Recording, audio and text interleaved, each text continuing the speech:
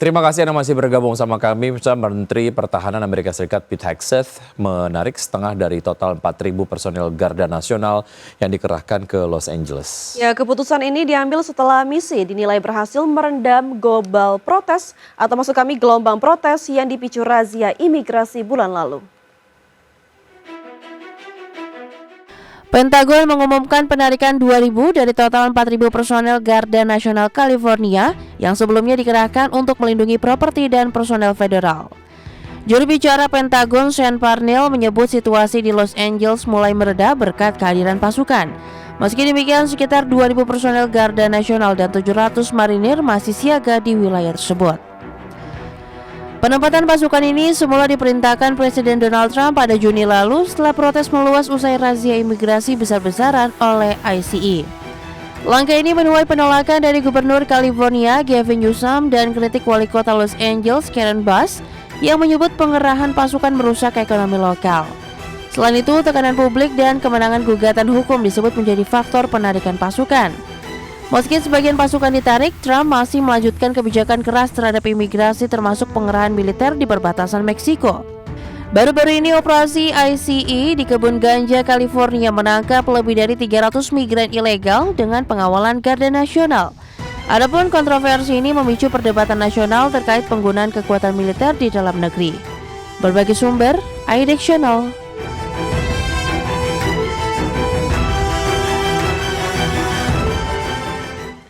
Pemerintah Amerika Serikat merevisi kebijakan PHK massal di sejumlah kementerian dan lembaga. Revisi kebijakan tersebut sejalan dengan langkah yang dilakukan lebih dari 260.000 pegawai federal untuk mengundurkan diri secara sukarela. Pemerintahan Presiden Donald Trump memutuskan untuk merevisi rencana pemutusan hubungan kerja terhadap pegawai federal Amerika Serikat.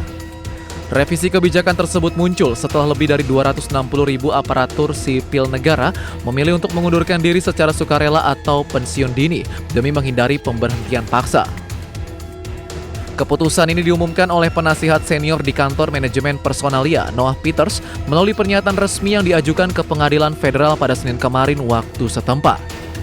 Meski tidak merinci instansi mana saja yang membatalkan rencana pemangkasan pegawai, Peters mengindikasikan bahwa kebijakan ini menjadi bagian dari penyesuaian besar di tengah restrukturisasi birokrasi pada skala nasional. Sebelumnya pada Februari 2025, Presiden Amerika Serikat Donald Trump memerintahkan seluruh instansi menyusun peta jalan PHK massal untuk pegawai pemerintahan. Namun kebijakan itu memicu gugatan hukum dari Serikat Pekerja Pegawai Negeri yang menilai pemerintah melanggar wewenang legislatif karena tidak melibatkan Kongres. Dalam perkembangannya pada Mei 2025, Hakim Distrik Susan Ilston di San Francisco memerintahkan penghentian sementara eksekusi rencana PHK. Namun Mahkamah Agung Amerika Serikat membatalkan keputusan itu pada 9 Juli lalu. Putusan tersebut membuka jalan bagi 19 instansi federal termasuk Departemen Pertahanan dan Keamanan Dalam Negeri untuk melanjutkan pemangkasan tenaga kerja secara besar-besaran. Berbagai sumber IDX Channel. Pemirsa, Google telah menandatangani kesepakatan untuk memperoleh hingga 3 gigawatt energi air di Amerika Serikat. Ini menjadikannya sebagai perjanjian energi bersih korporasi terbesar di dunia yang melibatkan tenaga hidroelektrik.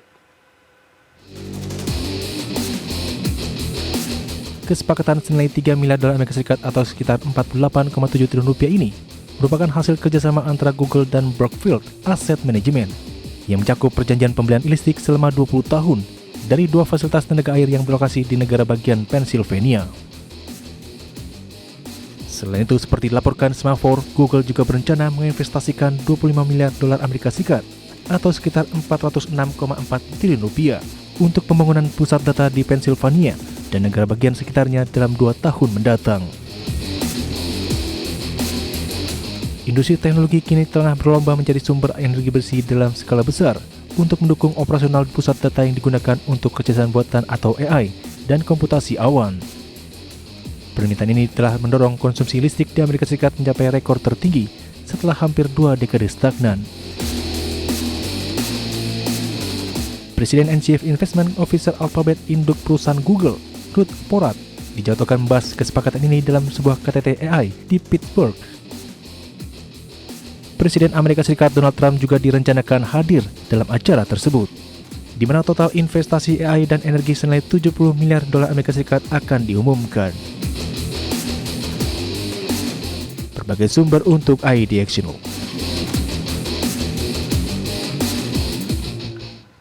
Pemirsa, pasar kendaraan listrik dunia tumbuh signifikan pada paruh pertama 2025 dengan dominasi China dan Eropa. Ya, menurut data Rowmotion, penjualan EV global naik 28% mencapai lebih dari 9 juta unit. Pasar kendaraan listrik dunia tumbuh signifikan pada paruh pertama 2025 dengan dominasi China dan Eropa, di mana China mencatat penjualan kendaraan listrik tertinggi dengan 5,5 juta unit selama 6 bulan pertama 2025. Angka itu naik 32% dibanding periode yang sama tahun lalu. Sekitar separuh mobil baru di China kini adalah kendaraan listrik.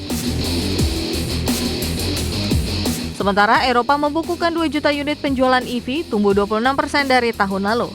Spanyol menjadi negara dengan pertumbuhan tertinggi yakni 85%. Inggris dan Jerman juga menunjukkan tren positif dengan kenaikan masing-masing 32 dan 40%. Adapun di Amerika Utara justru menunjukkan tren stagnan dengan kenaikan hanya 3% secara keseluruhan. Kanada menjadi penyumbang terburuk dengan penurunan hingga 23%. Hanya Meksiko yang mencatat pertumbuhan signifikan sebesar 20%. Berbagai sumber IDX Channel. Perusahaan kecerdasan buatan milik Elon Musk, xAI, mengumumkan kesepakatan kontrak senilai hampir 200 juta dolar Amerika Serikat atau sekitar 3,2 triliun rupiah dengan Departemen Pertahanan Amerika Serikat. Ya, pengumuman itu datang hanya beberapa hari setelah Grok menuai kritik keras karena menghasilkan konten antisemit. Perusahaan kecerdasan buatan milik Elon Musk, xAI, mengumumkan kesepakatan kontrak senilai hampir 200 juta dolar Amerika atau sekitar 3,2 triliun rupiah dengan Departemen Pertahanan Amerika Serikat atau DoD. Pengumuman itu datang hanya beberapa hari setelah chatbot andalan mereka Grok menuai kritik keras karena menghasilkan konten antisemit dan menyebut dirinya Mecca Hitler. Proyek ini dikoordinasikan bersama General Services Administration atau GSA guna menyediakan solusi AI untuk lembaga-lembaga pemerintah federal. Menurut Dr. Doug Mehdi, Kepala Pejabat Digital dan AI DoD, langkah ini bertujuan untuk mempercepat adopsi teknologi AI dalam berbagai lini kerja pemerintahan, termasuk pertahanan, intelijen, serta sistem informasi bisnis dan publik. Mehdi mengatakan pendekatan terpadu berbasis solusi komersial akan mempercepat penggunaan AI canggih untuk mendukung misi inti, baik dalam ranah militer maupun sektor pemerintahan lainnya. Berbagai sumber ada exchange. Ya, Motorola rilis Buds Loop TWS atau TWS dengan gaya open ear pertama dari Motorola. Ya, lewat TWS ini Motorola juga menggandeng Pantone dan juga Swarovski untuk menjadikan tampilan Buds Loop lebih mirip aksesoris fashion. Motorola rilis Buds Loop TWS dengan harga open ear pertama Motorola yang sangat stylish. Lewat TWS ini Motorola juga menggandeng Pantone dan Swarovski untuk menjadikan tampilannya lebih mirip aksesoris fashion yang keren digunakan setiap hari.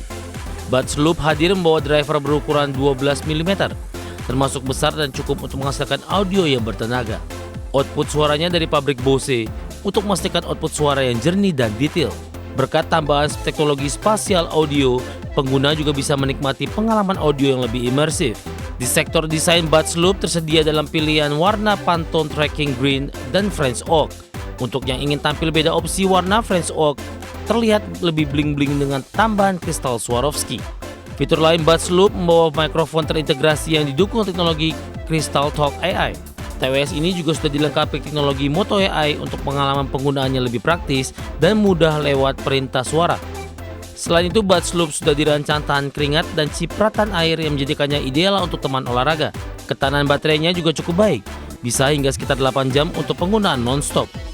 Dengan bantuan case pelindungnya, waktu guna total bisa hingga sekitar 37 jam.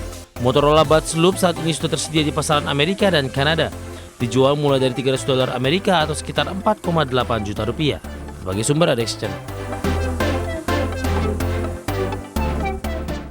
Pemirsa, kolaborasi Free Fire dengan Squid Game akan segera meluncur 18 Juli 2025 mendatang. Ya, pemain bisa mulai menjajal beberapa tantangan survival yang terinspirasi dari serial Korea Selatan itu di dalam mode Battle Royale dan Clash Squad. Kolaborasi Free Fire dengan Squid Game akan segera meluncur 18 Juli 2025 mendatang. Pemain bisa mulai menjajal beberapa tantangan survival yang terinspirasi dari serial Korea Selatan itu di dalam mode Battle Royale dan Clash Squad. Melalui kolaborasi ini, pemain akan menikmati permainan penuh tantangan seperti Red Light, Green Light, dan Glass Bridge di seluruh map Free Fire, termasuk di map Solara yang baru dengan berbagai level intensitas di lokasi. Tidak hanya itu, pemain juga bisa mendapatkan berbagai bundle menarik secara gratis mulai dari The Doll, Pink Guards, hingga tracksuit hijau yang digunakan para pemain di serial Squid Game. Dalam kolaborasi ini, pemain dapat menukar token misi in-game mereka untuk membuka berbagai hadiah bertema Squid Game secara gratis, seperti The Doll, Voice Line Classic, Ribbon Lootbox, dan juga Squid Game Banner. Pemain akan bisa mengenakan kostum Pink Guards lengkap dengan topeng, tampil santai dalam tracksuit hijau ala para peserta Squid Game, atau membawa semua loot dalam Cash Bank Backpack yang mengilap. Berbagai sumber ada di situ.